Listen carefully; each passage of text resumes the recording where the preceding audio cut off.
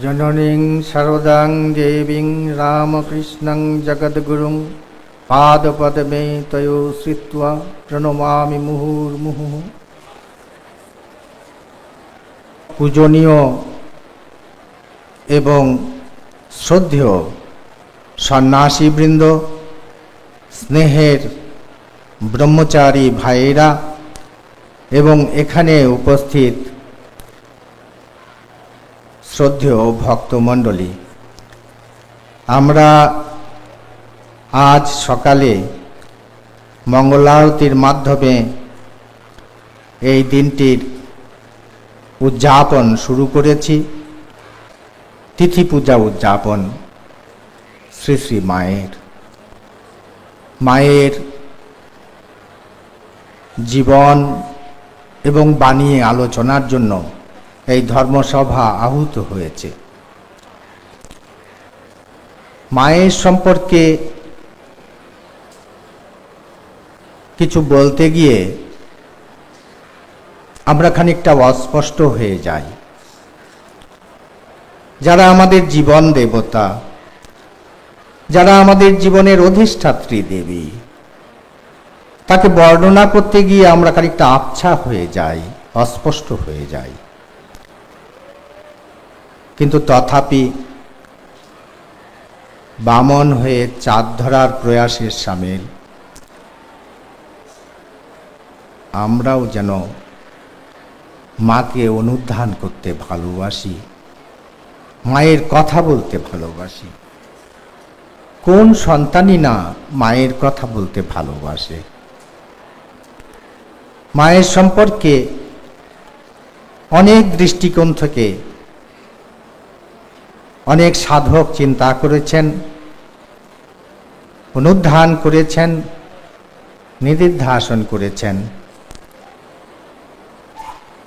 ভগিনী নিবেদিতা বলেছিলেন, she is শ্রীরামকৃষ্ণ's chalice। তিনি হচ্ছেন শ্রীরামকৃষ্ণের অমৃত ধারণের সুধা পাত্রখানি। আমাদের মনে প্রশ্ন জাগে, স্বামী বিবেকানন্দ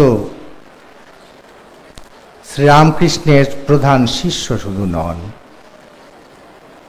স্বামী বিবেকানন্দ শ্রীরামকৃষ্ণের ভাবের ধারক, বাহক, সংবাহক এবং তা কর্মে পরিণত করবার জন্য মুখ্য যন্ত্র। তথাপি নিবেদিতা এ কথা বললেন কেন যে মা হচ্ছেন শ্রীরামকৃষ্ণের অমৃত ধারণের সুধা পাত্রখানি? এটি অনুধাবন করতে হলে আমার মনে হয়েছে যে আমাদের সংঘের প্রয়াত বিদগ্ধ সন্ন্যাসী স্বামী বুধানন্দজির দিকে অবলোকন করতে হবে। স্বামী বুধানন্দজি তার অনবদ্য লিখনীতে অনিন্দ সুন্দর একটি চিত্র অঙ্কন করেছেন অপূর্ব ভাষায়, এবং সেটি আমি এখানে আজ উদ্ধৃতি দিয়ে আমার বক্তব্য শুরু করতে চাই। বুধানন্দজি লিখছেন, শ্রীরামকৃষ্ণ দক্ষিণেশ্বরের আঙ্গিনা থেকে মর্মভেদী আহ্বান করেছিলেন, ওরে কে কোথায় আছিস আয়। এসেছিলেন অনেকে, ওরা ওদের আধ্যাত্মিক নবোদয়ের পথে আন্তর্যাত্রা শুরু করেছিলেন। অশ্রুতপূর্ব বেদান্ত সঙ্গীতের তালে তালে কিছুদিন চলেও ছিলেন সেই নবোদয়ের পথে। তারপর উপস্থিত হয় এক অসহক্ষণ দুর্বিষহ মুহূর্ত। জীবন সূর্যের রোদের তাপে তপ্ত জীবন মানুষ তখন অন্বেষণ করেন ক্ষুধার অন্ন, তৃষ্ণার পানীয়। সামনে রয়েছে ধুধু প্রান্তর, প্রান্তরের প্রান্ত শেষে দেখা যায় একটি ঘর। অসীম আগ্রহ নিয়ে জিজ্ঞাসু মানুষ এগিয়ে যান। সেই ঘরের দিকে, আবিষ্কার করেন এক নতুন মানুষকে। তিনি বলেন খালি পেটে ধর্ম হয় না। এই নতুন মানুষটি শ্রীরামকৃষ্ণ। তারপর ঘরের ভেতর প্রবেশ করে জিজ্ঞাসু দর্শন পান এক অনুপমা নারীর, উমা হৈমবতীর মতো অনুপমা তিনি হলেন কান্তমণির শান্ত আলোকে উদ্ভাসিতা শ্রীরামকৃষ্ণের সহধর্মিণী, সহমর্মিণী এবং ব্রতচারিণী মা শারদা। তিনি মুখে বলেন না খালি পেটে ধর্ম হয় না। তিনি চতুর্বর্গের পরমান্নের থালিখানি মুখের কাছে এগিয়ে দেন আর বলেন, বাবা এসো, বসো, খাবে। পাশে বসে পাখার বাতাস করেন, এগিয়ে দেন তৃষ্ণার পানীয় আর ক্ষুধার অন্ন, আর ধীরে ধীরে বলেন, বাবা ঠাকুরই সব, তিনিই পুরুষ, তিনিই প্রকৃতি, তাকে ডাকলেই হবে। এই বলে আধ্যাত্মিক নবোদয়ের পথের পরিব্রাজককে তার তপ্ত ললাটে মা তার কল্যাণী হস্তের অনামিকা দিয়ে পরিয়ে দেন শান্তি তিলক। আনকোট। আমরা শুনেছি সন্ন্যাসীপতি স্ত্রীকে মা বলে পরিত্যাগ করেছেন। এ ঘটনা, এ দৃষ্টান্ত খুব বিরল নয়, কিন্তু স্ত্রীকে মা বলে গ্রহণ করেছেন এমন ঘটনা কি আমাদের কারো জানা আছে? পৃথিবীর ইতিহাসে কি একটি দৃষ্টান্ত আছে যে স্ত্রীর পাদপদ্মে পূর্ণাহুতি দেবার পর তিনি তাকে সহধর্মিণী, সহমর্মিণী, ব্রতচারিণী হিসেবেই দেখেছেন, গ্রহণ করেছেন? শ্রীরামকৃষ্ণ তাই করলেন।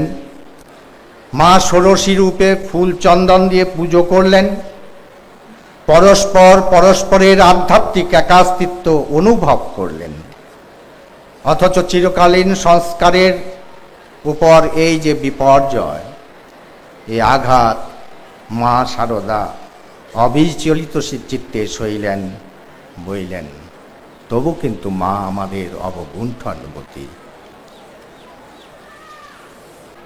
সোনারগাঁওতে সম্বুদ্ধানন্দজি মহারাজ 1924 সালে বলেছিলেন, ঠাকুরের ঘরে মা গিয়েছেন, মা ঠাকুরকে দেখতে পাচ্ছেন না, দেখছেন একটা অখণ্ড মণ্ডলাকার, একটি মণ্ডলাকার জ্যোতিপুঞ্জ। ভোর রাতের দিকে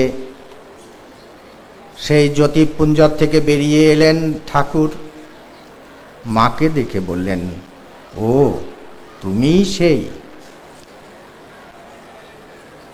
এহেন যে মা। রামকৃষ্ণ মহাকাব্যের একটি বিরাট অধ্যায় হচ্ছেন এই আমাদের মা। এবং সংক্ষেপে রামকৃষ্ণ মহাকাব্যের সারদা অধ্যায়টির তাল, কলেবর এবং ছন্দ হচ্ছে এটি। মায়ের জীবন, পিতার বাণী। রামকৃষ্ণ মহাকাব্যের এই যে মহা অধ্যায়, সেই মহা অধ্যায়টি সুখপাঠ্য, আনন্দদায়ক, শিক্ষাপ্রদ। এই মহা অধ্যায়ের ভাষা সরল, শব্দবিন্যাস অনাড়ম্বর, প্রকাশভঙ্গি আকর্ষণীয়, আর বিষয়বস্তু গভীর ব্যঞ্জনাময়।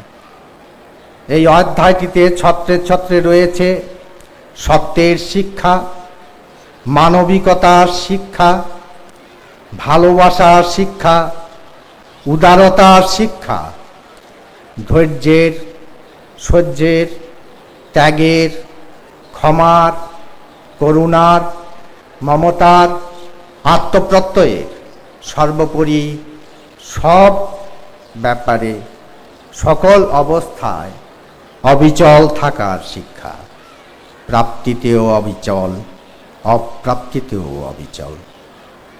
এটি তো হচ্ছেন আমাদের গুণাতীতা পরমা প্রকৃতি মা শারদা। মা শারদার জীবনটি যদি আমরা পরিক্রমা করি, আমাদের যাত্রা শুরু নিঃসন্দেহে জয়রামবাটি থেকে। আমরা কি দেখতে পাই মা শারদার জীবনে অভাব অনটন অনেকটা যেন ফুল্লরার 12 মাসার মতো।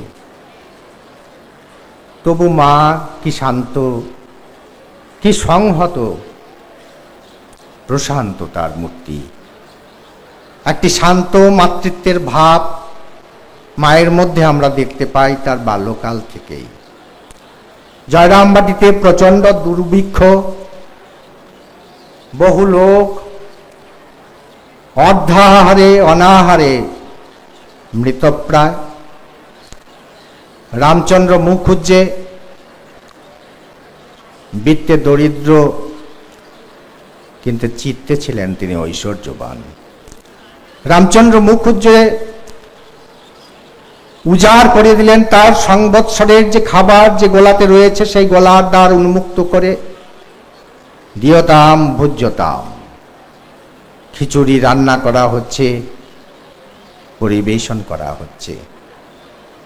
গরম খিচুড়ি খেতে কষ্ট দেখে বালিকা শারদা 2 হাতে পাখার বাতাস করছেন। আহা, এত গরম খাবে কি করে আমার বাছারা। যুবক তাদের খাবার তৃপ্তি করে তারা খাক। এটি দেখলে আজকে অতি বড় মানবাধিকারের অভিভাবকরাও কি কুঞ্চিত হবেন না, খানিকটা শিউরে উঠবেন না, মাথা নোয়াবেন না এই প্রগতিশীলতার কাছে? তিনি কি তার চিরন্তন বার্তাটি শুধু ওই খিচুড়ি জুড়োনোর মধ্যে সীমাবদ্ধ না রেখে এক চিরন্তন আহ্বান দিয়েছিলেন, যুবক সবার প্রাণ আমার আঙ্গিনায় এসে, এসো ব্রাহ্মণ, এসো শূদ্র, এসো চণ্ডাল, এসো হিন্দু, এসো মুসলমান, এসো খ্রিস্টান, এসো বুদ্ধ, এসো অজ্ঞ, এসো ব্রহ্মজ্ঞ। মায়ের আঙ্গিনায় সবার নিমন্ত্রণ। আর মায়ের হাতে রয়েছে মলয় বাতাসের পাখাটি।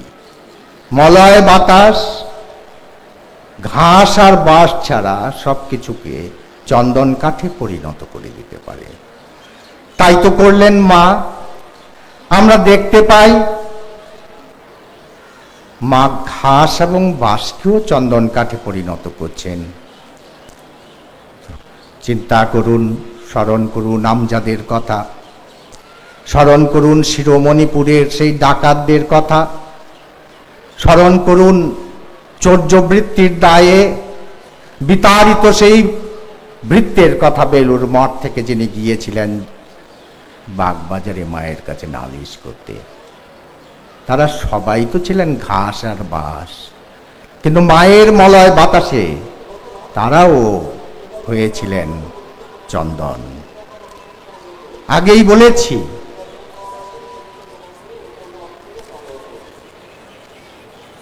যে কেমন করে ভালো করতে হয় মন্দকে, সেটি জানাই তো আসল জানা। আর মা সেই শিল্পটি কুশলী শিল্পী ছিলেন, নিপুণ শিল্পী ছিলেন। মা কত অপরাধী, কত পতিত কে উদ্ধার করেছেন। উদ্ধার করেছেন ক্ষমার মন্ত্রে, বিশ্বাসের মন্ত্রে, শুদ্ধ করে তুলেছেন তাদের তন্মাত্রাকে। তেলেভুলুর মাঠের কথা চিন্তা করুন। মা যাচ্ছেন তার সঙ্গীদের সাথে, অন্ধকার হয়ে গেছে, পথ হারিয়ে ফেলেছেন, সঙ্গীদের সঙ্গে সংযোগ নষ্ট হয়ে গিয়েছে। মা ডাকাতকে ডেকে বললেন, বাবা বলে তিনি সম্বোধন করলেন, বিন্দুমাত্র ইতস্তত করলেন না। বলেন, বাবা, আমার সঙ্গীরা আমায় ফেলে গেছে, আমি বোধহয় পথ ভুলে গেছি, তুমি আমাকে সঙ্গে নিয়ে ওদের কাছে পৌঁছে দাও।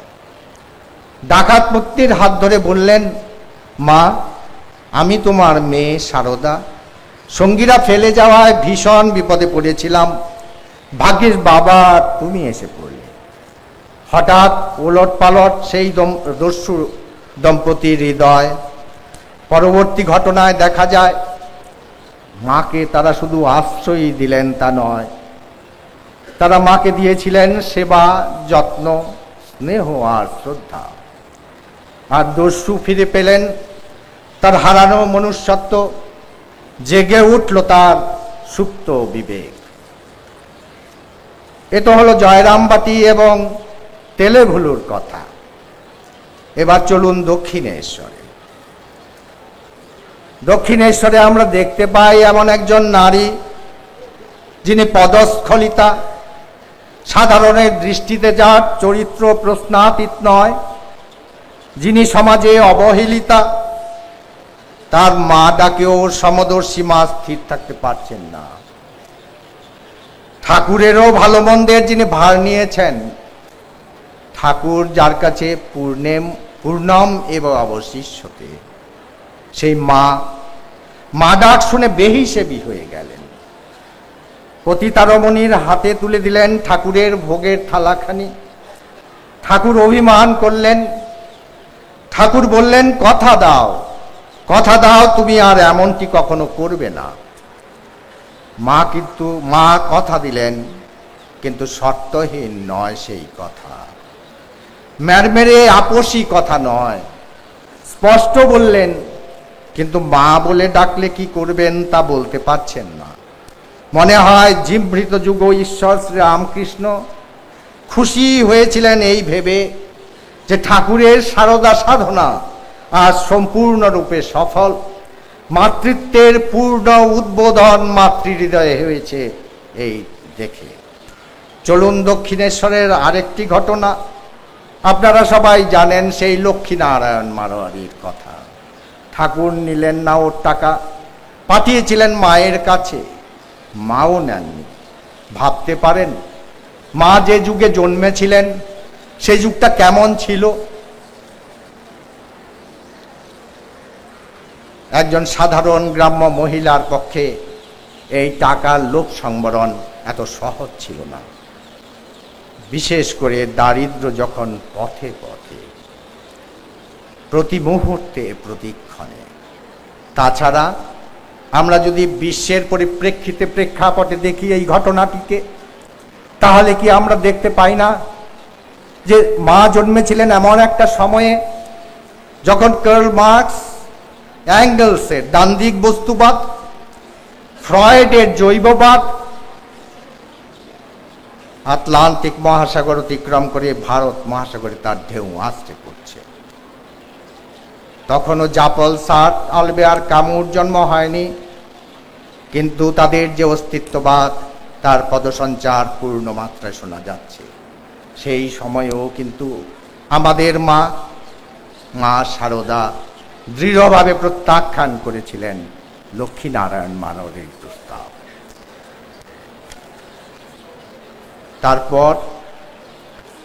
তারপর যদি যাই শ্যামপুকুরে, যে মাতা ঠাকুরানী দীর্ঘকাল দক্ষিণেশ্বর নহবতে অতন্দ্র সাধনায় নিযুক্ত ছিলেন। আগেই বলেছি, শ্রীরামকৃষ্ণ তার হৃদয় সম্রাট, তার ইষ্ট, তার গুরু, তার জীবন সর্বস্ব, তার ইহকাল পরকাল সেই শ্রীরামকৃষ্ণ পরমহংস জন্য তিনি তার সমস্ত জীবন সঁপে দিয়েছিলেন, কি দক্ষিণেশ্বরে, কি কাশীপুরে, কি শ্যামপুকুরে। তাই তো দেখতে পাই যে মা নহবতে কাটিয়েছেন। দক্ষিণেশ্বরের কর্মচারীরা জিজ্ঞাসিত হচ্ছে, কেউ জিজ্ঞেস করছে যে আচ্ছা এখানে কি শ্রীরামকৃষ্ণের সহধর্মিণী আছেন? এতদিন ধরে ওরা রয়েছেন, ওরা বলছেন শুনেছি আছেন, কখনো দেখিনি। এহেন লজ্জাশীলা, এহেন অবগুণ্ঠবতী মা শ্রীরামকৃষ্ণ তার হৃদয় সম্রাট, তার স্বাস্থ্যের তাগিদে, তার লীলার তাগিদে, তার ভবিষ্যতের ধর্মচক্র প্রবর্তনের তাগিদে গিয়েছিলেন এবং শ্যামপুকুরে ছাদে সেই 4 ফুট চাতালে তিনি শ্রীরামকৃষ্ণের সেবা করা শুরু করলেন সিঁড়ির তলায়। এই যে মায়ের কর্মযোগ, সে আমাদের মতো সাধারণ মানুষের অনুধাবন করবার ক্ষমতা নেই, কিন্তু একটা জিনিস পরিষ্কার করে বলা যেতে পারে, বোঝা যেতে পারে, অনুধাবন করবার চেষ্টা করা যেতে পারে যে শ্যামপুকুরে শ্রীরামকৃষ্ণের কণ্ঠরোগকে অবলম্বন করে ভাবী শ্রীরামকৃষ্ণ সংঘ গঠিত হতে লাগলো, আর তার কেন্দ্রস্থলে অধিষ্ঠাত্রী রূপে রইলেন শ্রী শ্রী মাতা ঠাকুরানী। এবার চলুন কাশীপুরে, শ্যামপুকুর থেকে কাশীপুর। ঠাকুরের সারদা সাধনার নির্যাস এখানে রয়েছে। দেহাবসানের কিছুদিন পূর্বে মাকে তিনি বলেছিলেন, হ্যাঁ গা তুমি কিছু করবে না? নিজেকে দেখিয়ে বলেছিলেন এই সব করবে। কুশলী শিল্পীর মতো মা জিজ্ঞেস করলেন, আমি মেয়ে মানুষ, আমি কি করতে পারি? চাপড়াস দেওয়ার মতো করে ঠাকুর বললেন, না না, তোমাকে অনেক কিছু করতে হবে। করলেনও তিনি, অনেক করলেন, কোনো প্রকার সুনির্দিষ্ট পরিকল্পনা করে নয়, স্বতঃস্ফূর্তভাবে, স্বতঃপ্রণোদিতভাবে। তিনি যে মা, তিনি সন্তানের জন্য না করে থাকেন কি করে? তাই তো স্বামীজি বলছেন, রামকৃষ্ণ পরমহংসদেব ঈশ্বর ছিলেন কি মানুষ ছিলেন, যাহাই বলো, যার মায়ের উপর ভক্তি নেই তাকে ধিক্কার দিও। দৃকপাত করুন 1886 খ্রিস্টাব্দের 16 আগস্ট তারিখটার দিকে সমগ্র কলকাতা শোকে মুহ্যমান। লোকাচারের তাগিদে সেদিন মাও অশ্রু বিসর্জন করেছিলেন। শ্রীজীর নশ্বর দেহে যখন অগ্নিসংযোগ করা হলো, সবাই ভাবলে, বাউল এলে, নাচলে, গাইলে, চলে গেলে, কেউ চিনলে কেউ চিনলে না। যে মহাজীবনের শুরুবাত হলো কামারপুকুর নামক এক অখ্যাত পল্লীতে, 50 বছর পর সে মহাজীবন নিঃশেষে নিভে গেল। কিন্তু মা জানতেন আজ যে মহাশ্মশানের ধূম্র বাষ্পাকারে ঊর্ধ্বায়িত হলো, সেটি কাল গঙ্গা ঠিক ওপারে বেলুর গ্রামে শান্তিবাড়ি হয়ে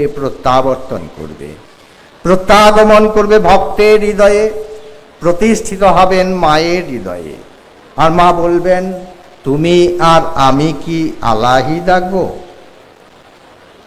কত ব্যাকুল দীক্ষার্থীকে দিলেন মা বৈরাগ্যের দীক্ষা, কত ঈশ্বর পিপাসু মনকে দিলেন ঈশ্বর সান্নিধ্যের অনির্বচনীয় স্বাদ। আর এসব সবকিছুই তো মায়ের ভাড়ারে মজুদ আছে, বাইরের থেকে আমদানি করবার কোনো প্রয়োজন নেই। ঠাকুরের আবির্ভাব যদি সর্বধর্ম সমন্বয় সাধনে, আমরা বলতেই পারি মার আবির্ভাব সর্বকর্ম সমন্বয় সাধনে। মায়ের জীবন দর্শনে যেমন মানুষের ছোট বড় ভেদ নেই, তেমনি কাজেরও ছোট বড় ভেদ নেই। সবেতেই তার প্রশান্তি। ভক্তের পূজার প্রতিমা রূপেও তিনি, তার যেমন অকুণ্ঠ আত্মস্থতা, সংসারের সেবিকা রূপেও তিনি অনুরূপ আত্মস্থিতা। তারপর আমাদের দৃষ্টি যায় কাশীপুরের পর নীলাম্বর বাবুর বাগান বাড়ি। সেখানে কি হলো? আসুন বেলুড় মঠে, চলুন নীলাম্বর বাবুর বাগান বাড়িতে, সদ্য প্রতিষ্ঠিত রামকৃষ্ণ মঠে। মায়ের এক অদ্ভুত দর্শন হলো। শ্রী শ্রী ঠাকুর গঙ্গা বক্ষে আবির্ভূত হলেন, পুতসলীলা গঙ্গায় মিলিয়ে গেলেন। স্বামীজি আবির্ভূত হলেন, মা দেখলেন নরেন জয় রামকৃষ্ণ বলে গঙ্গা জল ছিটিয়ে দিয়ে মানব জাতিকে মুক্তি দান করছেন। এটি কি বেলুড় মঠ থেকে এক আধ্যাত্মিক প্লাবন সমগ্র মানব জাতিকে, অধ্যাত্ম পিপাসু মানব সভ্যতাকে প্লাবিত করবে? স্বামীজির এই ভবিষ্যৎবাণীর দ্যোতক নয়? ভাবিকালের রামকৃষ্ণ বিবেকানন্দ ভাবান্দোলনে সামগ্রিক কলেবর্তী কি মা সেদিন দর্শন করেছিলেন? হয়তোবা তাই। আর বিশ্বের এই অনাদি যজ্ঞের প্রধান পুরোহিত মা।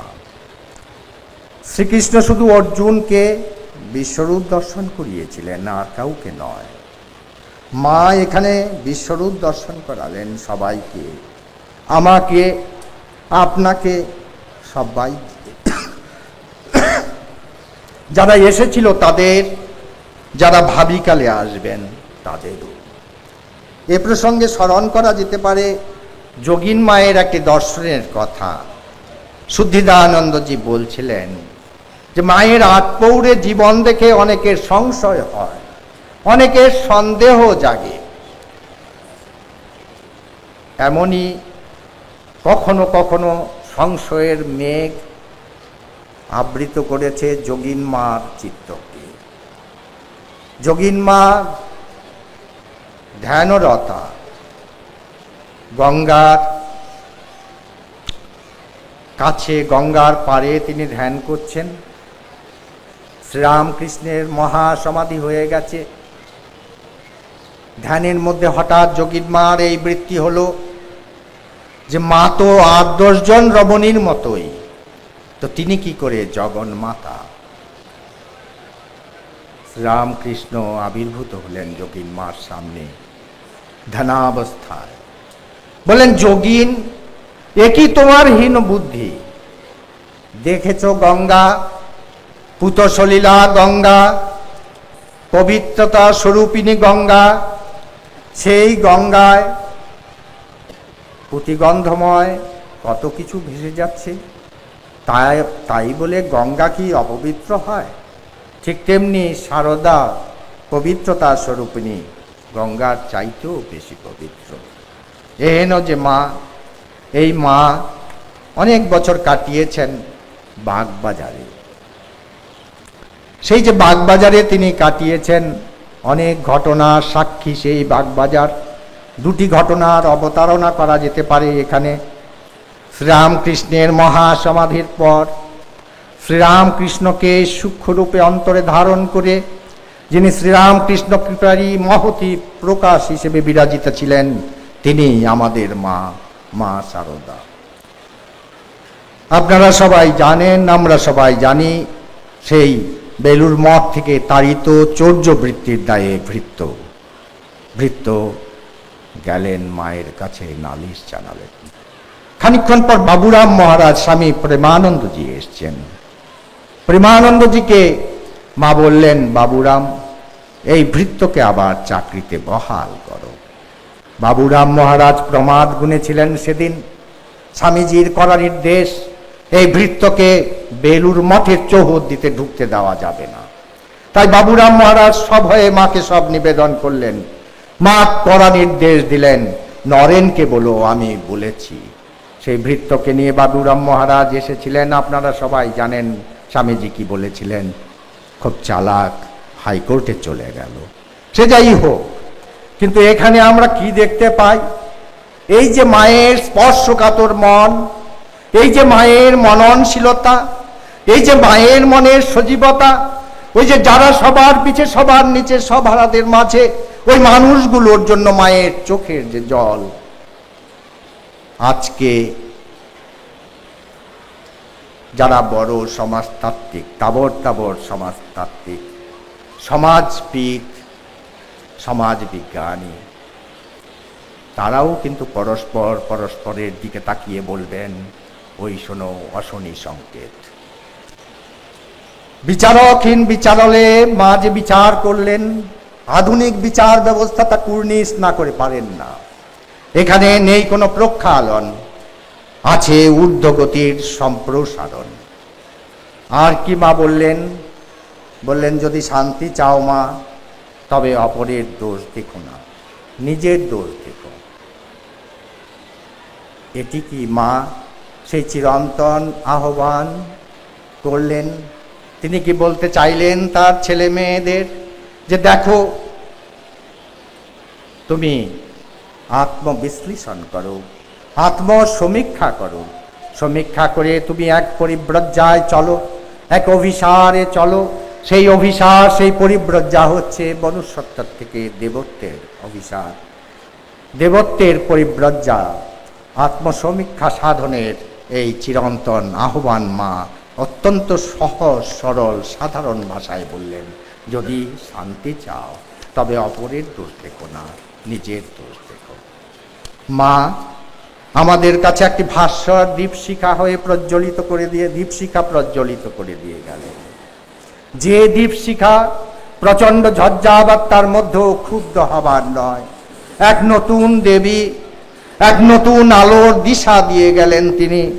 যে আলোতে আজও আমরা স্নাত হই, ভাবিকালের মানুষও অবগাহন করবেন এই আলোতে।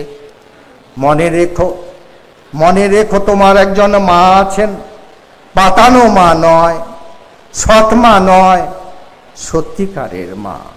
আমরা সাধারণ মানুষ, আমরা জানি না উনি দেবী কি নারী, তিনি অবতারের শক্তি কি মানবী। আমাদের জানার প্রয়োজনই বা কি আছে? আম খেতে এসেছো, আম খেয়ে মুখ মুছে চলে যাও। আম গাছে কটা পাতা আছে এই হিসেবের কি প্রয়োজন? আমরা শুধু জানি আমাদের একজন মা আছেন। আমাদের জীবনের অন্ধকারময় মুহূর্তে চোখ খুলে দেখলেই দেখতে পাবো মা আছেন আর আমি আছি। আমার মা আমার পাশে দাঁড়িয়ে আছেন আর বলছেন ওর ছেলে মেয়েদের, বাছা আমার, ভয় পেও না। আমি কোথায় গিয়েছি? এই তো আমি দাঁড়িয়ে তোমার শিয়রে, আমি সত্যিকারের মা সারদা। তাই আজ এই শুভ লগ্নে আমরা মায়ের এই শুভ জন্মতিথিতে আসুন সবাই মায়ের কাছে প্রার্থনা করি, মা আমাদের মানুষ করো, এই মিনতি তোমার পায়। ধন্যবাদ।